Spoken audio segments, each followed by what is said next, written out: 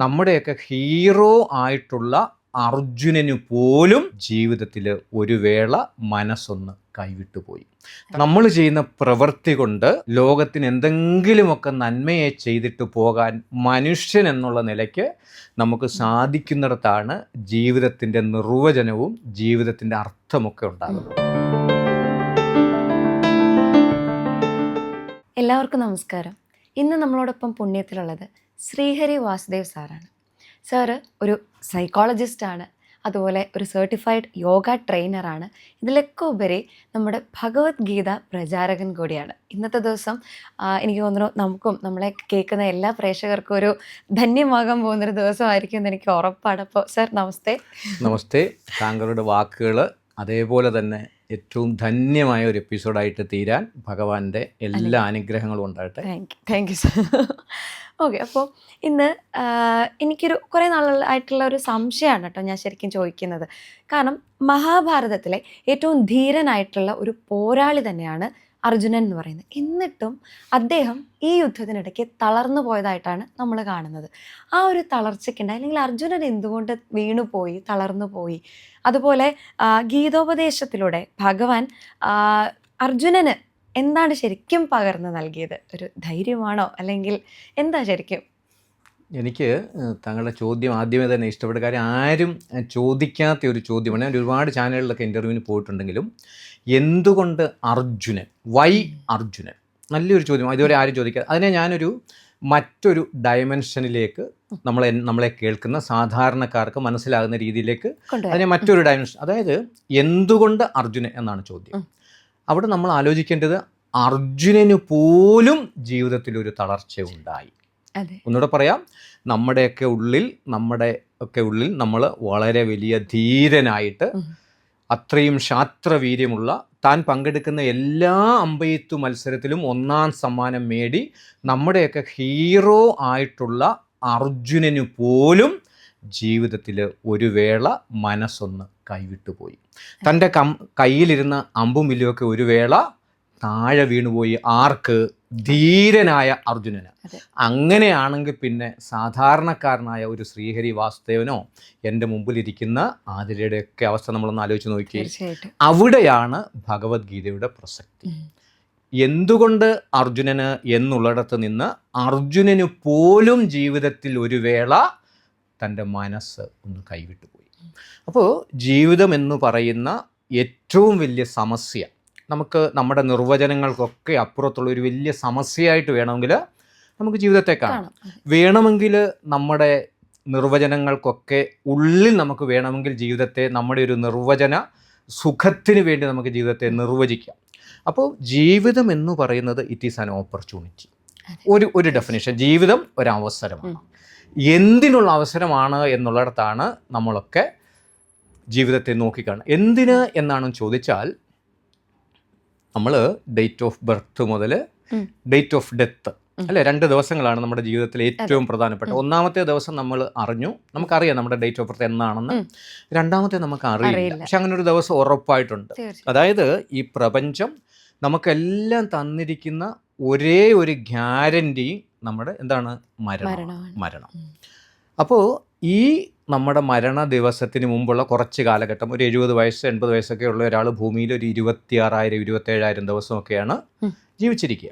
ഈ ദിവസത്തിൻ്റെ ഇടയിൽ നമ്മൾ ചെയ്യുന്ന പ്രവൃത്തി കൊണ്ട് ലോകത്തിന് എന്തെങ്കിലുമൊക്കെ നന്മയെ ചെയ്തിട്ട് പോകാൻ മനുഷ്യൻ എന്നുള്ള നിലയ്ക്ക് നമുക്ക് സാധിക്കുന്നിടത്താണ് ജീവിതത്തിൻ്റെ നിർവചനവും ജീവിതത്തിൻ്റെ അർത്ഥമൊക്കെ ഉണ്ടാകുന്നത്. അർജുനിലേക്ക് മടങ്ങി വരാം. അർജുനന് ഒരു പ്രതിസന്ധി ഉണ്ടായി, കേമനായിരുന്നിട്ടും. അപ്പം അർജുനന് എങ്ങനെയാണ് അതിനെ നേരിട്ടത്, അല്ലെങ്കിൽ ഭഗവാൻ എന്ത് ഉപദേശമാണ് കൊടുത്തതെന്നാണ് ചോദിച്ചത്. നോക്കൂ, ഞാനും എന്നെ കേൾക്കുന്ന ലോകത്തിലെ ആയിരക്കണക്കിന് 10,000-കണക്കിന് അർജുനന്മാർക്കും ജീവിതത്തിൽ പ്രശ്നങ്ങളുണ്ടാകുമ്പോൾ ലോകത്തിലെ എല്ലാ പ്രശ്നങ്ങളെയും നമുക്ക് 2 തരത്തിൽ കാണാം. ലോകത്തിലുള്ള ഏത് പ്രശ്നത്തിനെ നമുക്ക് വേണമെങ്കിൽ എങ്ങനെ ഡിവൈഡ് ചെയ്യാം?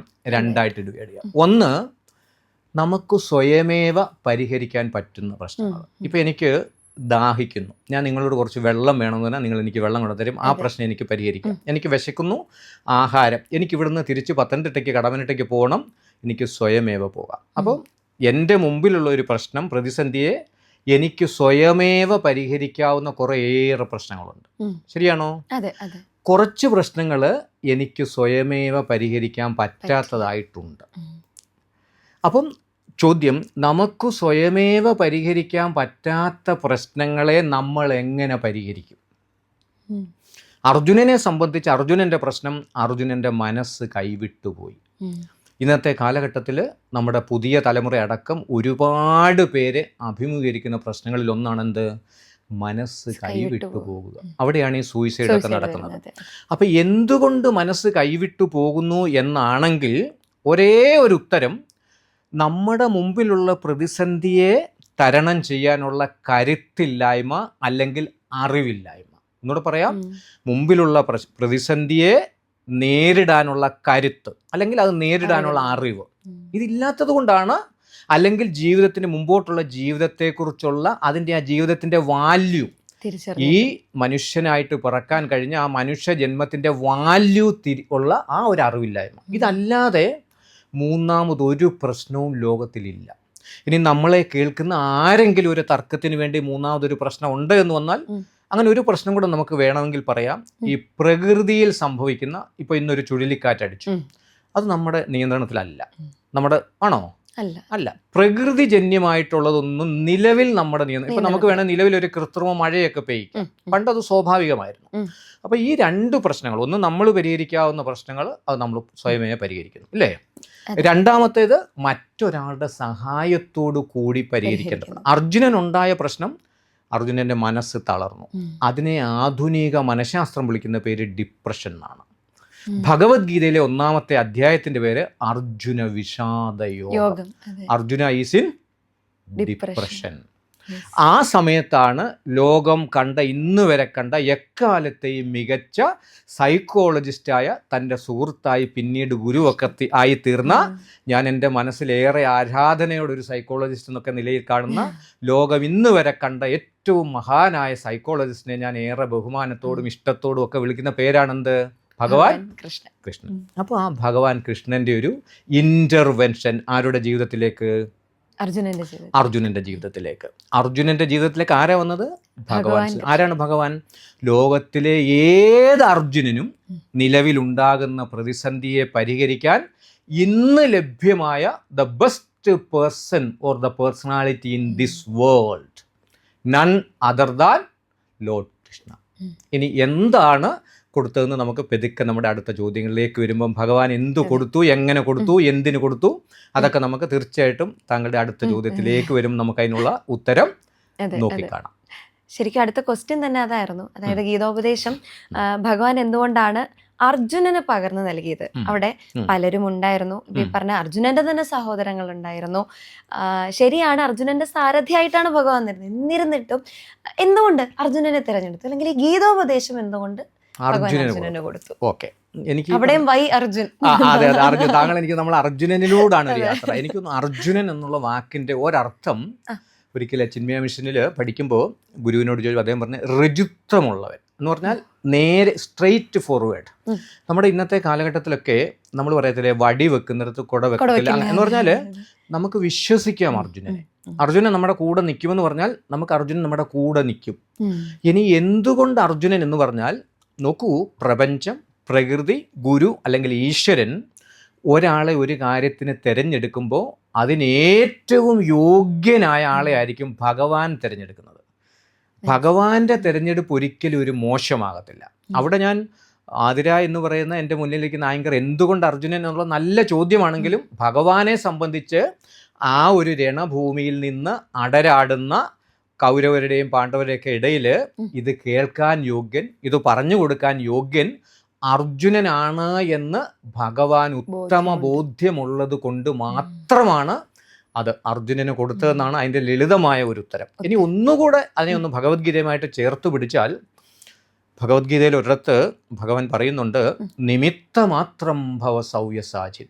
എന്നെ ഭഗവത്ഗീത ചിന്മയ മിഷനിലെ പഠനകാലത്ത് ഒരുപക്ഷെ ഒരു മാസമൊക്കെ ഒരു ഇൻട്രോസ്പെക്ഷൻ സാധ്യായം ചെയ്ത ഒരു വരിയാണ് നിമിത്തമാത്രം ഭവ സൗയസാചിൻ. ഒരുപക്ഷെ നമ്മുടെ ഉള്ളിൻ്റെ ഉള്ളിലൊക്കെ ഒരു സൈക്കോളജിസ്റ്റ് എന്നൊക്കെയുള്ള നിലയിൽ എവിടെങ്കിലും ഒരു അഹങ്കാരത്തിൻ്റെ അല്ലെങ്കിൽ ഒരു ഈഗോയുടെ, ഞാനെന്നൊക്കെയുള്ള ഒരു കേമത്വത്തിൻ്റെ ഒരു എലമെൻ്റ് അല്പമെങ്കിലും അവശേഷിക്കുന്നുണ്ടെങ്കിൽ, അല്പമെങ്കിലും ഇനി അതൊന്ന് കൊഴിഞ്ഞു പോകാനുണ്ടെങ്കിൽ, ഈ ഒരു വരി, ഈ ഒരു അർത്ഥം മനസ്സിലാക്കിയാൽ ഭഗവാൻ പറഞ്ഞു, you are just an instrument. ആരോടാ പറയുന്നത്?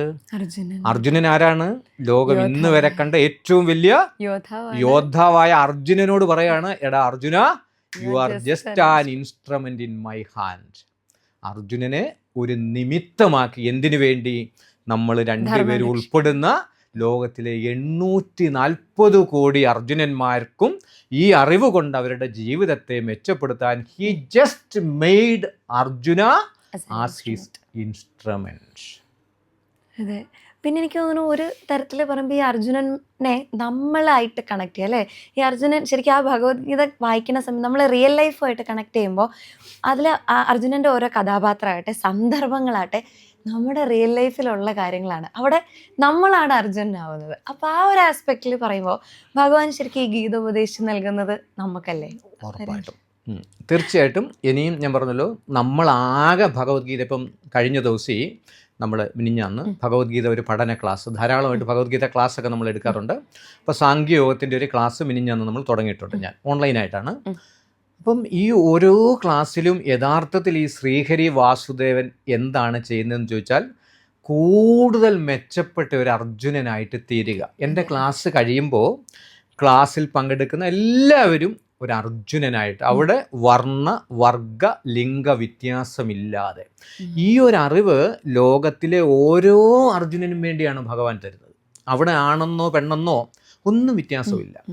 നമ്മളാകെ ഒന്ന് അർജുനനായിട്ട് മാറേണ്ടതാകും. അത് മാത്രം നമ്മൾ ചെയ്താൽ മതി. അവിടെയാണ് എനിക്ക് അർജുനനോടുള്ള ഒരുപാട് ഇഷ്ടം. നമ്മുടെയൊക്കെ ഇന്നത്തെ കാലഘട്ടത്തിൽ നമ്മുടെ ചിന്തകളിൽ ഏറ്റവും മോശമായ ഒരു ചിന്ത, ഒരു മനഃശാസ്ത്രകാരൻ എന്നുള്ള നിലയ്ക്ക് പറഞ്ഞാൽ, മറ്റുള്ളവർ എന്തു വിചാരിക്കും. നമ്മുടെ ഒരു ചിന്തയാണ്, what others will think about me if I do in that way.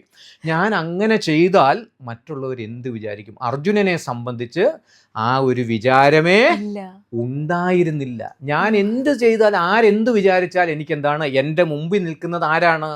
സാക്ഷാൽ നാരായണൻ. അർജുനന് ഒരു വേള മനസ്സിലാകുന്നുണ്ട് തൻ്റെ ഈ സുഹൃത്ത് സാധാരണക്കാരനല്ല. അർജുനൻ പറയും, ശാതിമാം ത്വാം പ്രപന്നം ശിഷ്യസ്തേഹം ശാതിമാം ത്വാം പ്രപന്നം. അതായത് ഞാൻ അങ്ങയെ എൻ്റെ ഗുരുവായിട്ട് സ്വീകരിച്ചിരിക്കുന്നു.